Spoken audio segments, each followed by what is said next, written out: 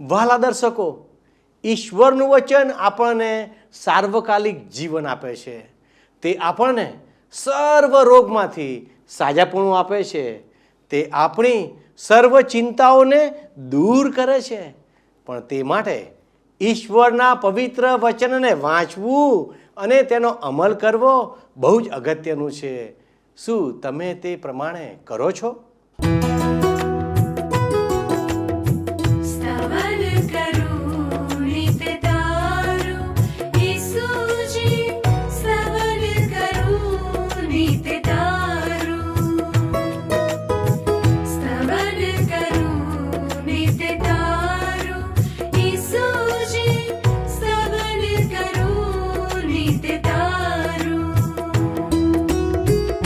आज सवारे साध सुनी तो महिमा करूं प्रभु तारो, महिमा करूं प्रभु तारो,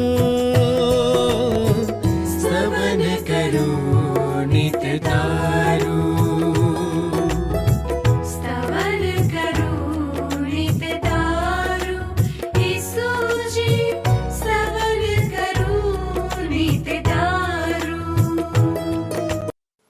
પ્રિય દર્શક મિત્રો, આપ સર્વનું સ્તવન કાર્યક્રમમાં હાર્દિક સ્વાગત છે.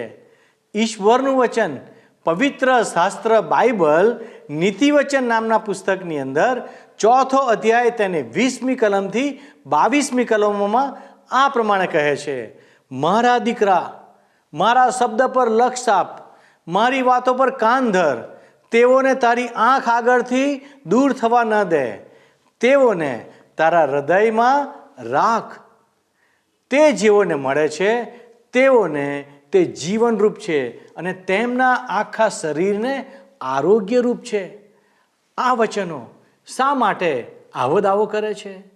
તેનું કારણ એ છે કે તે મનુષ્યનું નહીં પરંતુ ઈશ્વરનું વચન છે, જેણે આપણને તેમજ જે કંઈ આપણે જોઈએ છીએ તે સઘળું પોતાના વચન દ્વારા બનાવ્યું છે. બાઇબલના શરૂઆતના પુસ્તકમાં આપણે તેને વાંચીએ છીએ. બાઇબલમાં લખવામાં આવેલ દરેક બાબત અક્ષરશઃ પૂર્ણ થઈ ચૂકી છે અને થઈ રહી છે, જે આ બાબતોને પ્રમાણિત કરે છે કે બાઇબલ ઈશ્વરની પ્રેરણા દ્વારા લખવામાં આવેલું પુસ્તક છે. અને બાઇબલનું વચન પોતે પણ કહે છે કે તેના અભ્યાસ દ્વારા શરીરને સાજાપણું પ્રાપ્ત થાય છે. શરીરના મોટા ભાગના રોગો ચિંતાના કારણે થતા હોય છે અને ચિંતા ઈશ્વરના સિદ્ધાંતો કે નિયમોને ન જાણવાથી થતી હોય છે. જો આપણે ઈશ્વરના વચનોનો ભેદ તથા તેમના વિધાનોને જાણીશું તો આપણે જીવનમાં તેમના વચન પ્રમાણે એટલે કે બાઇબલ આધારિત ચાલીશું. અને જ્યારે તેમના વચન પ્રમાણે ચાલીશું તો આપણને કોઈ પણ પ્રકારની ચિંતા રહેશે નહીં કે આપણે શું ખાઈશું કે શું પહેરીશું. ઈશ્વરના વચનોનો અભ્યાસ આપણને ઈશ્વરની દેખરેખમાં રાખે છે. અમે આ કાર્યક્રમના માધ્યમ દ્વારા આપને દોરવણી આપવા માગીએ છીએ, જેથી જીવનના ઉદ્દેશોને દિન પ્રતિદિન આપ સમજી શકો. તેથી હું ઈચ્છું છું કે આપ સર્વ આ અભ્યાસમાં લાગુ રહો. તો વહાલા દર્શક મિત્રો, આવો આજના અભ્યાસની શરૂઆત કરીએ. પ્રિય મિત્ર, આજે આપણે બાઇબલમાં નવા કરારના વિભાગમાં આવેલ પ્રેષિતોના કાર્યના 17મા અધ્યાયની 1 થી 28 કલમો જોવા માંગીએ છીએ. મિત્ર, 17મો અધ્યાય શરૂ થાય છે પ્રેષિતોના કાર્યનો થેસ્સાલોનિકામાં. એ શીર્ષક નીચે તમે પહેલી કલમ જોશો તો ત્યાં લખવામાં આવ્યું છે કે તેઓએ આમ્ફીપોલિસ અને અપોલોનિયામાં થઈને પોતાની મુસાફરી ચાલુ રાખી અને થેસ્સાલોનિકા આવ્યા. ત્યાં યહૂદીઓનું એક ભજન સ્થાન હતું. હવે આપણે અગાઉ જોઈ ગયા છીએ મિત્ર કે કોઈ શહેરની આમ જનતા સુધી પહોંચવા માટે પાઉલ યહૂદી ભજન સ્થાનનો ઉપયોગ કરે છે. યહૂદી ભજન સ્થાનમાં જવાથી તે ધાર્મિક યહૂદીઓને મળી શકતો હતો અને એમાંના કેટલાક યહૂદીઓ પ્રભુ ઈસુ ખ્રિસ્ત પર વિશ્વાસ કરવાની પ્રેરણા પામતા હતા. હવે જો કે એમાંના બધા જ યહૂદીઓ પ્રભુ ઈસુ ખ્રિસ્ત પર વિશ્વાસ કરતા હતા એવું નહોતું, પણ થોડા ઘણા તો કરતા હતા. હકીકતમાં તો મોટાભાગના યહૂદીઓ પાઉલનો બહિષ્કાર કરતા હતા, જેના કારણે પાઉલ બિન યહૂદી લોકો તરફ ધકેલાઈ જતો. પછી કેટલાક બિન યહૂદી લોકો પ્રભુ ઈસુ ખ્રિસ્ત પર વિશ્વાસ કરતા હતા અને એ રીતે પ્રભુ ઈસુ ખ્રિસ્તની મંડળી સ્થપાતી હતી. સ્થાનિક મંડળી જેમાં યહૂદીઓ પણ રહેતા અને બિન યહૂદીઓ પણ રહેતા. હવે આમ્ફીપોલિસ શહેર એ 9 રસ્તા તરીકે પણ ઓળખાતું હતું. 9 રસ્તા નામ જ આમ્ફીપોલિસ શહેર વ્યાપાર ધંધાની દ્રષ્ટિએ અને ભૌગોલિક દ્રષ્ટિએ કેટલું મહત્વનું હતું એ સમજાવે છે. આપોલિનિયા થેસાલોનિકા શહેર તરફ જવાના માર્ગ ઉપર આવેલું એક બીજું શહેર હતું. હવે થેસાલોનિકા શહેર આપોલોનિયા શહેરની પશ્ચિમે 38 માઇલ પર આવેલું હતું. એ દિવસોમાં થેસાલોનિકા શહેર એ વિસ્તારમાં એક અગ્રગણ્ય શહેર હતું. રોમન સંસ્થાન હતું. ઈસવીસન પૂર્વે 315માં કસાન્ડર નામના સેનાપતિએ તેને ફરીથી બાંધ્યું અને એલેક્ઝાન્ડર ધી ગ્રેટની બહેન થેસાલોનિકાના નામ ઉપરથી એ શહેરનું નામ થેસાલોનિકા પડ્યું. થેસાલોનિકા શહેરમાં પ્રેષિત પાઉલે આપેલા શિક્ષણ તરફ શહેરના મોટા ભાગના સામાજિક અગ્રગણ્ય નાગરિકો આકર્ષાયા હતા.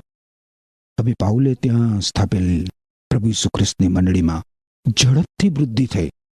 પરંતુ ઈસવીસન 50 અને 51માં પાઉલને લોકટોળાએ શહેર બહાર ધકેલી દીધો. પાઉલે એ પછી થેસાલોનિકા શહેરના વિશ્વાસીઓની ખબર કાઢવા માટે તિમોથીને મોકલ્યો અને એ પછી થોડા સમયમાં પાઉલે થેસાલોનિકા શહેરમાંના વિશ્વાસીઓને 2 પત્રો લખ્યા. પહેલો અને બીજો થેસાલોનિકીઓને લખેલો પત્ર બાઇબલમાં નવા કરારના વિભાગમાં છે. હવે એ પત્રો દ્વારા પાઉલે તેના વિશ્વાસીઓને પ્રભુ ઈસુ ખ્રિસ્તને વિશ્વાસુ અને વફાદાર રહેવા માટે અને જુઠ્ઠા શિક્ષકોના શિક્ષણને કાને નહીં ધરવા માટે ઉત્તેજન આપ્યું. આપણે હવે બીજી અને ત્રીજી કલમ જોઈએ. પ્રેષિતોના કાર્ય 17મો અધ્યાય. પોતાની સામાન્ય રીત પ્રમાણે પાઉલ એ ભજન સ્થાનમાં ગયો. ત્યાં 3 વિશ્રામવાર સુધી તેણે લોકોની સાથે ધર્મશાસ્ત્રમાંથી વચનોની મારફતે મસીહે દુઃખ સહન કરવું જોઈએ અને મરણમાંથી સજીવન થવું જોઈએ એ બાબતોનો તેમની આગળ ખુલાસો કર્યો અને તેની સાબિતી આપી.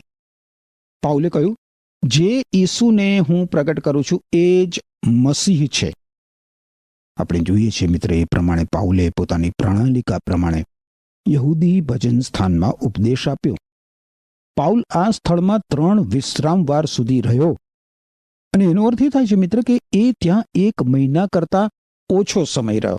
એટલા ટૂંકા અરસામાં જ એણે પ્રભુ ઈસુ ખ્રિસ્તના શુભ સંદેશનું પ્રચાર કાર્ય સફળ કર્યું. એના પ્રચાર કાર્યને પરિણામે મિત્ર લોકો પ્રભુ ઈસુ ખ્રિસ્તને શરણે આવ્યા અને ત્યાં એક સ્થાનિક મંડળીની સ્થાપના થઈ. પાઉલે તેઓને બાઇબલમાંના ઈશ્વરના વચનોનું શિક્ષણ આપ્યું અને એટલા ટૂંકા ગાળામાં જ પાઉલે નવા વિશ્વાસીઓને ધર્મશાસ્ત્ર બાઇબલમાંના ઈશ્વરના સિદ્ધાંતો શીખવ્યા, જેમાં મંડળીના આકાશ ગમનનો સિદ્ધાંત પણ એણે સમાવી લીધો. હવે આ હકીકત પાઉલે થેસાલોનિકીઓને લખેલા પત્રમાં આપણે જોઈ શકીએ છીએ. હવે થેસાલોનિકા શહેરમાંના ભજન સ્થાનમાં પ્રેષિત પાઉલનો સંદેશ સાંભળનારા લોકો પાઉલને કેવો પ્રતિભાવ આપે છે એ તમે જુઓ. 4થી કલમ. તેમાંના કેટલાકને તેની ખાતરી થઈ અને તેઓ પાઉલ અને સિલાસ સાથે જોડાયા. ઈશ્વરની આરાધના કરનાર ગ્રીકોના મોટા સમુદાયે અને ઘણી અગ્રગણ્ય સ્ત્રીઓએ પણ તેમ જ કર્યું. શ્રોતાજનોમાંથી કેટલાક લોકોએ પ્રભુ ઈસુ ખ્રિસ્ત પર વિશ્વાસ કર્યો. હવે જ્યારે ઈશ્વરના વચનો લોકોને પીરસવામાં આવે છે મિત્ર, ત્યારે એવું જ બને છે. કેટલાક લોકો એનો સ્વીકાર કરે તો કેટલાક લોકો એનો બહિષ્કાર કરે. હવે જુઓ પેલા યહૂદીઓ શું કરે છે. 5મી કલમ. પણ યહૂદીઓને અદેખાઈ આવી અને શેરીઓના ગુંડાઓની ટોળી બનાવી તેમણે આખા શહેરમાં ધાંધલ મચાવી મૂક્યું અને પાઉલ તથા સિલાસને શોધીને લોકો સમક્ષ લાવવાનો પ્રયાસ કરતા યાસોનના ઘર પર હુમલો કર્યો. આ કલમમાં દર્શાવેલ યહૂદીઓએ પાઉલ અને સિલાસને ઈશ્વર વિદ્યાનો કે તેમણે શીખેલા સિદ્ધાંતોનો વિરોધ નથી કર્યો, પરંતુ એમને પાઉલ અને સિલાસની લોકપ્રિયતાની અદેખાઈ આવી છે. ઉલ્લડ મચાવવા પાછળના એમના હેતુના મૂળમાં એમની અંગત ઈર્ષા હતી મિત્ર. અને આજે પણ પ્રભુ ઈસુ ખ્રિસ્તના શુભ સંદેશના પ્રચાર કાર્યના વિરોધના મૂળમાં ઈર્ષા અને અદેખાઈ ભાગ ભજવે છે મિત્ર. 6ઠ્ઠી કલમ કહે છે, પણ તેઓ તેમને મળ્યા નહીં, એટલે યાસોન અને બીજા ભાઈઓને શહેરના અધિકારીઓ પાસે લઈ ગયા અને પોકાર કર્યો, આ લોકોએ આખી દુનિયામાં ઉથલ પાથલ કરી મૂકી છે હવે તેઓ આપણા શહેરમાં આવ્યા છે અને યાસોને તેમને પોતાના ઘરમાં રાખ્યા છે. આ લોકોએ આખી દુનિયામાં ઉથલ પાથલ કરી મૂકી છે. એવું જ્યારે યહૂદીઓએ પાઉલ અને તેના સાથીદારો વિશે કહ્યું ત્યારે એમની વાત તદ્દન સાચી હતી મિત્ર. જ્યારે એ રોમન સામ્રાજ્યમાં પ્રભુ ઈસુ ખ્રિસ્તનો શુભ સંદેશ પ્રસરી ગયો ત્યારે સાચે જ એ એક ક્રાંતિ હતી. ઈસુ ખ્રિસ્તના શુભ સંદેશની ભારે અસર થઈ હતી. ખેર, આપણે આગળ વધીએ અને 7 થી 9 કલમો જોઈએ. ઈસુ નામે એક બીજો રાજા છે એમ કહીને તેઓ સમ્રાટના બધા કાયદાઓ તોડે છે એમ કહીને તેમણે લોકોને અને શહેરના અધિકારીઓને ઉશ્કેર્યા. અધિકારીઓએ યાસોન અને બીજાઓને જામીન પર છોડી મૂક્યા. યાદ રાખો મિત્ર કે થેસાલોનિકી શહેર એક રોમન સંસ્થાન છે જેનો વહીવટ સમ્રાટ કાયસરના હુકમો પ્રમાણે થતો હતો. હવે આ આખા પ્રસંગમાં યાસોનનું પાત્ર ઉડીને આંખે વળગે એવું છે. આ યાસોન વિશે આપણે વધારે તો કંઈ જાણતા નથી, પરંતુ એણે પ્રભુ ઈસુ ખ્રિસ્તના એક અનુયાયી તરીકે પોતાના જીવનને હોડમાં મૂકીને પણ પ્રેષિત પાઉલને અને સિલાસને પોતાને ઘેર આશરો આપ્યો હતો. ફરીથી સત્યના પક્ષમાં ઊભા રહેવા માટે, ઈશ્વરનો સાથ નિભાવવા માટે દુઃખ અને સંકટો સહન કરનાર એક વધારે વ્યક્તિ આપણા ધ્યાન પર આવે છે મિત્ર. પ્રભુ આપણને એ પ્રેરણા આપે, પ્રભુ આપણને એ હિંમત આપે, કૃપા આપે કે આપણે પણ માર્ગ, સત્ય અને જીવન હોવાનો દાવો કરનાર પ્રભુ ઈસુ ખ્રિસ્તના પક્ષમાં અડીખમ ઊભા રહેતા દુઃખો અને સંકટો આવે ત્યારે ડગી જઈએ નહીં. દુનિયાનો તું રચના, મુજનો તું તારણહાર. દુનિયાનો તું રચના, મુજનો તું તારણહાર. શરણે તારા આવું હું, કરજે મારો સ્વીકાર, કરજે મારો સ્વીકાર. દુનિયાનો તું રચના, મુજનો તું તારણહાર. દુનિયાનો તું રચના, મુજનો તું તારણહાર. શરણે તારા આવું હું, કરજે મારો સ્વીકાર, કરજે મારો સ્વીકાર. દુનિયાનો તું રચના.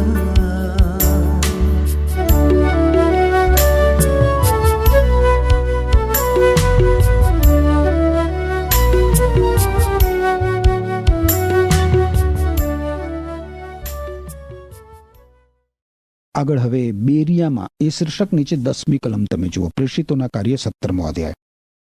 રાત પડી એટલે ભાઈઓએ પાઉલ અને સિલાસને તરત જ બેરિયા મોકલી દીધા. ત્યાં પહોંચ્યા પછી તેઓ યહૂદીઓના ભજન સ્થાનમાં ગયા. આપણને એવું લાગે કે પાઉલ અને તેના સાથીદારો પર થેસાલોનિકા શહેરમાં જે વીત્યું તેથી તેઓ તેમના કાર્યમાં મંદ પડી જશે, ઢીલા પડી જશે. પણ તમે જુઓ મિત્ર કે દુઃખો અને સંકટો પાઉલને હતાશ કરી શકતા નથી, નિરાશ કરી શકતા નથી કે તેમના સેવા કાર્યને મંદ પાડી શકતા નથી. પાઉલ અને તેના સાથીદારો નાસીપાસ થવાને બદલે આગળ અને આગળ વધે છે અને બેરિયા નામના શહેરમાં પહોંચે છે. 11મી કલમ જુઓ. થેસાલોનિકાના લોકો કરતાં બેરિયાના લોકો ખુલ્લા દિલવાળા હતા. તેઓ ખૂબ આતુરતાથી સંદેશો સાંભળતા અને પાઉલ જે કહે છે તે ખરેખર સાચું છે કે કેમ તે જાણવા ધર્મશાસ્ત્રનો દરરોજ અભ્યાસ કરતા. બેરિયાના લોકો ખુલ્લા હૃદયવાળા હતા. એ લોકો દરરોજ બાઇબલનો અભ્યાસ કરતા હતા અને બેરિયા શહેરમાં પ્રભુ ઈસુ ખ્રિસ્તની મંડળી સ્થપાય. જો કે એ મંડળી વિશે આપણને કંઈ વધારે જાણવા મળતું નથી, પણ એ નોંધપાત્ર છે કે જ્યાં જ્યાં વિશ્વાસીઓની સતાવણી વધારે થઈ ત્યાં ત્યાં પ્રભુ ઈસુ ખ્રિસ્તની મંડળી વધારે દ્રઢ અને મજબૂત બનતી ગઈ. તમે જુઓ મિત્ર તો 12મી કલમ હવે આગળ કહેશે. તેઓમાંના ઘણાએ વિશ્વાસ કર્યો, વળી ઉચ્ચ સામાજિક દરજ્જો ધરાવતી કેટલીક ગ્રીક સ્ત્રીઓએ તેમજ ઘણા ગ્રીક પુરુષોએ પણ વિશ્વાસ કર્યો. અહીં બેરિયા શહેરમાં પણ મિત્ર પાઉલ અને સિલાસના પ્રચાર કાર્યના પરિણામે પુષ્કળ લોકોએ પ્રભુ ઈસુ ખ્રિસ્ત પર વિશ્વાસ કર્યો અને પ્રભુ ઈસુ ખ્રિસ્તને શરણે આવ્યા અને એ રીતે ઈશ્વરનો મહિમા થયો. પણ હવે જુઓ શું બને છે. 13મી અને 14મી કલમ. થેસાલોનિકાના યહૂદીઓએ સાંભળ્યું કે પાઉલ બેરિયામાં પણ ઈશ્વરના વચનો પ્રચાર કરે છે, ત્યારે તેઓ ત્યાં પણ ટોળાને ઉશ્કેરવા અને ધાંધલ મચાવવા આવી પહોંચ્યા. ભાઈઓએ પાઉલને તરત જ દરિયાકાંઠાના પ્રદેશમાં મોકલી આપ્યો, પણ સિલાસ અને તિમોથી બેરિયામાં રહ્યા. પાઉલ એની ટીમના બીજા સભ્યો વગર પોતાની સફર આગળ ચાલુ રાખે છે. હવે આપણને એથેન્સમાં પાઉલનું પ્રચાર કાર્ય જોવા મળશે. એથેન્સ નામના શહેરમાં 15મી કલમ. એથેન્સમાં એ શીર્ષક નીચે જુઓ, 15મી અને 16મી કલમ. શું લખ્યું છે? પાઉલની સાથે ગયેલા માણસો એથેન્સ સુધી તેની સાથે ગયા. પછી સિલાસ અને તિમોથી જલ્દીથી પાઉલની સાથે થઈ જાય તેવી તેની સૂચનાઓ મેળવીને પાછા બેરિયા ગયા. મેં 15મી કલમ વાંચી તમારી સમક્ષ. અને આ કલમ પ્રમાણે આપણે જોઈએ છીએ મિત્રો, તો પાઉલ હવે એથેન્સ શહેરમાં આવે છે. અહીં તે સિલાસ અને તિમોથીની રાહ જોવાનો છે. આ એથેન્સ શહેરમાં એ વખતે પણ ભવ્ય ઇમારતો હતી મિત્ર. એથેન્સ શહેરમાં ગ્રીક સંસ્કૃતિ પ્રસરેલી હતી અને ત્યાં અનેક પૂજા ભક્તિ થતી હતી. એથેન્સ ગ્રીક તત્વજ્ઞાન માટે અને શિક્ષણની જે સંસ્થાઓ, એ શૈક્ષણિક સંસ્થાઓ માટે બહુ જ પ્રખ્યાત હતું. ત્યાંના ફિલસૂફો અને સાક્ષરો હંમેશા કોઈ નવી વાત સાંભળવા તત્પર રહેતા હતા. 16મી કલમ આપણને જણાવે છે, સિલાસ અને તિમોથીની પાઉલ રાહ જોતો હતો. તેવામાં શહેરમાં અસંખ્ય પૂજા ભક્તિ જોઈને પાઉલનો જીવ અકળાઈ ઉઠ્યો. એમ કહી શકાય મિત્ર કે એ સમયની દુનિયાનું એથેન્સ શહેર સાંસ્કૃતિક કેન્દ્ર હતું. 16મી કલમ વાંચીને કોઈને પણ આશ્ચર્ય થાય કે પાઉલનો જીવ અકળાઈ શા માટે ઉઠ્યો હશે. તેનું કારણ એ છે મિત્ર કે એથેન્સ શહેરનો આટલો સુશિક્ષિત અને ભદ્ર સમાજ, એથેન્સ શહેરના સુસંસ્કૃત અને ફિલસૂફીથી તરબતર લોકો પણ સર્જનહાર ઈશ્વર, સત્ય સનાતન જીવંત ઈશ્વરની આરાધના ભક્તિ કરવાના બદલે પોતાના હાથે સર્જેલી કાલ્પનિક અને અસ્તિત્વ નહીં ધરાવનારની પૂજા અર્ચના કરતા હતા. તમે જુઓ મિત્ર, બાઇબલમાં જૂના કરારના વિભાગમાં ઈશ્વરના વચનોમાં પ્રશ્ન પૂછવામાં આવ્યો છે. યશાયા સંદેશવાકનું પુસ્તક તમે જુઓ, 40મો અધ્યાય 18-22 કલમો. તો ત્યાં પ્રશ્ન છે કે તમે ઈશ્વરને કોની સાથે સરખાવશો? કેવી પ્રતિમા સાથે તેનો મુકાબલો કરશો? જે માણસ દરિદ્રી થઈ જવાથી અર્પણ કરવાને અસમર્થ થઈ ગયો હોય તે સડી નહીં જાય એવું ઝાડ પસંદ કરે છે અને હાલે નહીં એવી સ્થાપના કરવા સારું તે ચતુર કારીગરને શોધે છે. શું તમે નથી જાણતા? તમે નથી સાંભળતા? દુનિયાના આરંભથી તમને ખબર મળી નથી? પૃથ્વીનો પાયો નંખાયો ત્યારથી તમે સમજતા નથી? તે તો એટલે કે ઈશ્વર તો પૃથ્વી ઉપરના નભોમંડળ ઉપર બિરાજનાર અને એની નજરમાં તેના રહેવાસીઓ તીડ સમાન છે. તે મલમલના પડદાની પેઠે આકાશોને પ્રસારે છે. તે રહેવા માટેના તંબુની પેઠે તેઓને તાણે છે. આ ઈશ્વરની તાકાતનું, ઈશ્વરની સર્જનાત્મક શક્તિનું વર્ણન છે મિત્ર.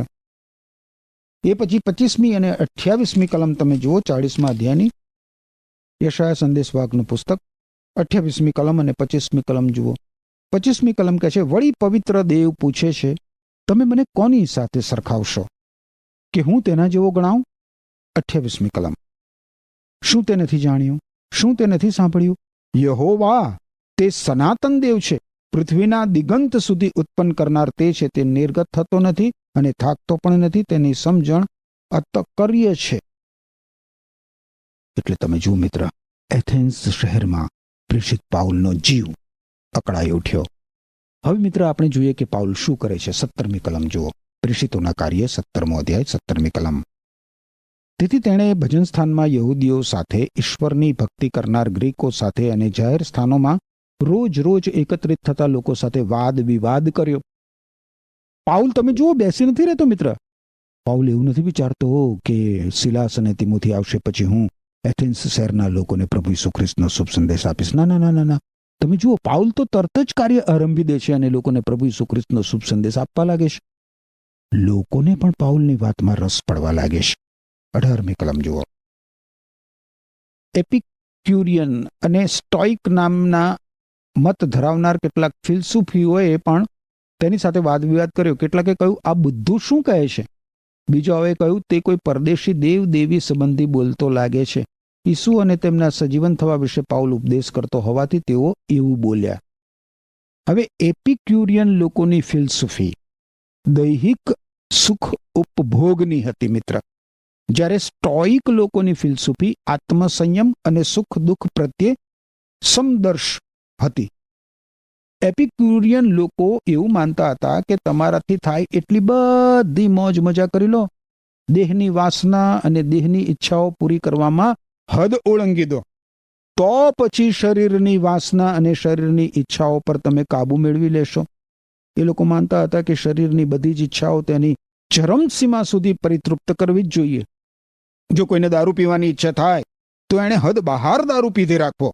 જાતીય વાસના સંતોષવા ગમે તે હદ એ ઓળંગી શકે. પણ એની વિરુદ્ધમાં સ્ટોઇક મત ધરાવનાર લોકો એવું માનતા હતા કે દેહની 5 ઇન્દ્રિયોને વશ કરી રાખવી જોઈએ, શરીરને પૂરેપૂરું નિયંત્રણ નીચે રાખવું જોઈએ. હવે આ બંને સંપ્રદાયોના ફિલસૂફો પાઉલ પાસે આવીને તે જે કહેવા માંગતો હોય એ સાંભળવાની ઇંતેજારી બતાવે છે. પાઉલ લોકો સાથે પુષ્કળ વાતો કરતો અને જે ફિલસૂફો હતા એ બધા ફિલસૂફો પાઉલને બુદ્ધુ કહેતા હતા. બુદ્ધુ. પાઉલ જે વિષયની વાત કરતો હતો એ આ લોકો માટે તો તદ્દન નવો જ વિષય હતો. ઈસુ ખ્રિસ્ત અને મરણમાંથી સજીવન થવું એટલે કે પુનરુત્થાન એ આ લોકો માટે તદ્દન પરદેશીઓ સમાન હતા. આ ગ્રીક ફિલસૂફો પાઉલની વાત સમજી શકતા નથી. કદાચ આ લોકો માટે પાઉલ બહુ જ ઊંડું શિક્ષણ આપનાર શિક્ષક હતો. એ સમયે વિવિધ ફિલસૂફી એથેન્સમાં બહુ જ ઊંડે સુધી ઉતરી ગઈ હતી. જો કે આ ફિલસૂફો પાઉલની વાત સાંભળવા ઉત્સુક છે. 19મી કલમ શું કહે છે? તેથી તેઓ પાઉલને લઈને એરિયોપાગસના સભાગૃહમાં આવ્યા અને કહ્યું, તું જે નવા શિક્ષણ વિશે બોલે છે તે વિશે અમારે વધારે જાણવું છે. એરિયોપાગસ સભાગૃહ એ ખડકોમાંથી બનેલું હતું મિત્ર, જેના શિખરે પાર્થેનન અને તેની સાથે સંકળાયેલ ઇમારતો આવેલી હતી. દેખાવમાં એ સભાગૃહ બહુ જ ભવ્ય અને સુંદર હતું. ત્યાંની પ્રતિમાઓ શિલ્પકલાનો બહુ જ ઉમદા નમૂનો હતો, પરંતુ આખું એથેન્સ શહેર પૂજામાં પરોવાયેલું હતું. પાઉલને એ સભાગૃહમાં વાત કરવા લાવવામાં આવે છે. હવે આ ગ્રીક ફિલસૂફો પાઉલને કહેશે કે તું જે નવા શિક્ષણ વિશે બોલે છે એ અમારે વધારે સાંભળવું છે, વધારે જાણવું છે. આ ફિલસૂફો પાઉલના શિક્ષણ સંબંધી સંપૂર્ણ રીતે અંધકારમાં છે. આ ફિલસૂફો ગલાતિયાના લોકો કરતા અને ફિલિપી શહેર તેમજ થેસ્સાલોનિકા જે શહેર હતું એ શહેરોના લોકો કરતા પણ બહુ પછાત હતા. આવું શા માટે? કારણ કે એ લોકો માનતા હતા કે પોતે કંઈક જાણે છે, એમની પાસે પૂરતું જ્ઞાન છે, ધર્મની એમને ખબર છે, ઈશ્વર વિશે તેઓ પારંગત છે. આવું માનનારા લોકો સત્ય સનાતન ઈશ્વરના વચનો આપવા અને પ્રભુ ઈસુ ખ્રિસ્તનો શુભ સંદેશ આપવો આવા લોકો માટે બહુ જ કઠિન છે મિત્ર. આવા લોકોને પ્રભુ ઈસુ ખ્રિસ્તના શુભ સંદેશ, પ્રભુ ઈસુ ખ્રિસ્તના પવિત્ર વચનો આપવા બહુ જ કઠિન છે. આવા લોકો માને છે કે પ્રભુ ઈસુ ખ્રિસ્તનો શુભ સંદેશ અમારા માટે નથી, એ તો માય કાંગલા અને નકામા લોકો માટે છે. ઘણા ધાર્મિક દેખાતા લોકો અને ધર્મના સૂત્રધારકો હલકા હોય છે, પાપી હોય છે, અને એ છતાં એમને એ નથી સમજાતું કે એમને મુક્તિદાતાની એક ઉદ્ધારકની જરૂર છે. એમને દુષ્કર્મોના બંધનોમાંથી છોડાવવા માટે, એમને એમના પાપોમાંથી મુક્તિ અપાવવા માટે અને તેમના જીવનો ઈશ્વર માટે અર્થપૂર્ણ બને એ માટે એમને એક મુક્તિદાતાની જરૂર છે, એવી એમને ખબર નથી હોતી મિત્ર. વારું આગળ વધીએ આપણે અને 20મી અને 21મી કલમ જોઈશું. પ્રેષિતોના કાર્યનું પુસ્તક 17મો અધ્યાય 20મી 21મી કલમ. અહીં લખ્યું છે, તારી પાસેથી જે વાતો અમે સાંભળીએ છીએ તેમાંની કેટલીક અમને વિચિત્ર લાગે છે અને અમે તેનો અર્થ જાણવા માંગીએ છીએ. એથેન્સના સર્વ નાગરિકો અને ત્યાં વસતા પરદેશીઓ તેમનો બધો સમય નવી બાબતોની ચર્ચા કરવામાં ગાળતા હતા. આ રીતે જ મિત્ર આજના સમાજમાં ધાર્મિક પ્રવૃત્તિઓ ચાલી રહી છે. આ રીતે જ નીત નવા તમે જુઓ, નીત નવા ધર્મગુરુઓ લોકોને નીત નવી ધાર્મિક વાતો કરે છે. એ બધી વાતો ઠાલા ગતકડા જ હોય છે. દરેક ધાર્મિક શિક્ષક કંઈક ને કંઈક નવી વાત કરવાનો પ્રયત્ન કરે છે. એ લોકો કશુંક બુદ્ધિ પ્રધાન કે ચાતુર્યથી ભરપૂર કહેવાનો સખત પરિશ્રમ કરે છે. પણ એમની વાતો તો મૂળમાં એની એ જ હોય છે. એથેન્સમાં નવરા માણસો પુષ્કળ હશે, હું માનું છું. એમને ખાસ કંઈ કામકાજ નહીં હોય, અને એટલા માટે એ લોકો પાઉલની પાસેથી પ્રભુ ઈસુ ખ્રિસ્તનો શુભ સંદેશ સાંભળવા માંગે છે. તમે મિત્ર કયા આશયથી પ્રભુ ઈસુ ખ્રિસ્તનો શુભ સંદેશ સાંભળો છો? વિચાર કરજો મારા પ્રશ્ન ઉપર. એમ કરવા માટે ઈશ્વર તમને કૃપા આપો. આમેન. વહાલા દર્શક મિત્રો, ઈશ્વરે પોતાના વચનને લોકો સુધી લઈ જવા માટે કેવી રીતે પ્રેરિત પાઉલ અને તેમના સાથીઓને દોરવણી આપી, તેમજ તેમનું રક્ષણ પણ કર્યું. એક સમયે પાઉલ વિશ્વાસીઓને મારી નાખવા માટે તેમજ તેઓને બંદીખાનામાં નાખવા માટે ઉતાવળો થતો હતો. પરંતુ જ્યારે તેણે ઈશ્વરના પ્રેમનો સ્વાદ ચાખ્યો, ત્યારે તેણે ઈશ્વરના વચનો અને વિશેષ તો ઈસુના મરણમાંથી સજીવન થવાના શુભ સંદેશને દરેક વ્યક્તિની પાસે પહોંચાડવાને માટે તે તૈયાર થઈ ગયો. જે ઉદ્ધારનો આનંદ તેમની અંદર હતો તેને કોઈ પણ બાબત રોકી શકતી ન હતી. હવે તે જેલમાં જવાને માટે પણ ડરતો નહોતો, કારણ કે તે જાણતો હતો કે મનુષ્ય ફક્ત તેના શરીરને હાનિ પહોંચાડી શકે છે, પરંતુ તેના આત્માને નહીં. આપણા આત્માને કેવળ ઈશ્વર જ સ્વર્ગ અથવા નર્કમાં પહોંચાડી શકે છે. ઈસુ ખ્રિસ્તે જે ઉદ્ધારના કાર્યને પૂર્ણ કર્યું, અને જો તમે પણ તેને પ્રાપ્ત કર્યું હોય તો તમે પણ શુભ સંદેશને માટે પોતાની જાતને રોકી શકતા નથી. જો આપણે ઈશ્વરને જાણીએ છીએ અને પછી શાંત રહીએ છીએ, તો તેનો અર્થ એ થાય છે કે આપણી પાસે તેમનું સામાન્ય જ્ઞાન છે, પરંતુ આપણે ઈશ્વરનો અનુભવ કર્યો નથી. આજે જો આ બાબત તમારા માટે સાચી હોય, તો તમારે પોતાના જીવનનું સમર્પણ ઈશ્વરને કરવાની જરૂર છે. તમારા પાપો તરફ ધ્યાન આપો, અને ઈસુએ તમારા માટે જે છુટકારાના કાર્યને પૂરું કર્યું છે તેને તમારી આત્મિક આંખો દ્વારા જોઈને તેમની પાસેથી પાપોની ક્ષમા માગો, તો તેઓ તમોને પોતાની ધાર્મિકતાના વસ્ત્રો પહેરાવીને અનંત જીવનના વારસદાર બનાવશે. ઈશ્વર આપને આશીષ આપો. આમેન. મિત્રો, ગત પ્રશ્નોનો જવાબ છે લુસ્રા.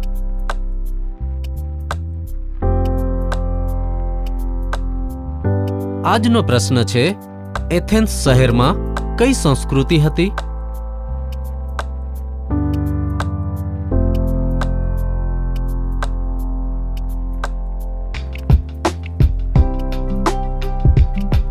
જવાબ આપેલ સ્ક્રીન પર દર્શાવેલ વોટ્સએપ નંબર પર આપવાનો રહેશે.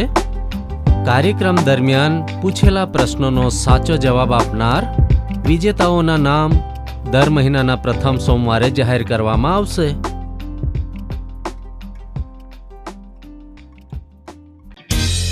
શું તમને આ કાર્યક્રમ ગમ્યો?